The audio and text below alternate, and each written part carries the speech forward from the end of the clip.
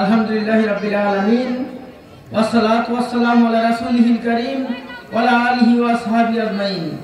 আউযু বিল্লাহি মিনাশ শাইতানির রাজীম। বিসমিল্লাহির রহমানির রহিম। ওয়াল্লাযী আরসালা রাসূলাহু বিল হুদা ওয়া দীনিল হক লিইয়ুযহিরাহু আলাদ দীনি কুল্লিহি ওয়ালাউ কারিহাল মুশরিকুন। সম্মানিত আজকের প্রোগ্রামের সভাপতি, সঞ্চালক এবং সম্মানিত প্রধান মেহমান, উপস্থিত জনতা, আসসালামু আলাইকুম ওয়া রাহমাতুল্লাহি ওয়া বারাকাতুহু। আজকে মনে পড়ছে হযরত মুহাম্মদ সাল্লাল্লাহু আলাইহি সাল্লামের কথা, যিনি দিনকে বিজয়ী করার জন্য মক্কায় দারুল আকরাম প্রতিষ্ঠিত করেছিলেন।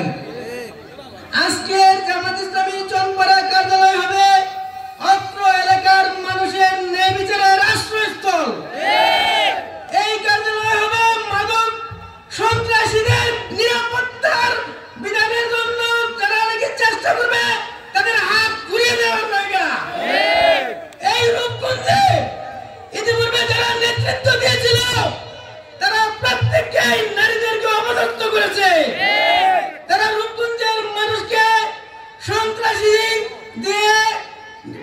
সন্ত্রাসী দিয়ে বিত সন্ত্রস্ত করেছে।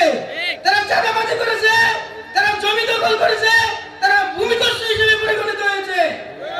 আমরা জামাত ইসলামীর পক্ষ থেকে আপনাদেরকে আশ্বস্ত করতে চাই, ভবিষ্যৎ রূপগঞ্জে এমন নেতা হবে যে নেতা জনগণের সম্পদকে আল্লাহর পক্ষ থেকে আমানত মনে করবে।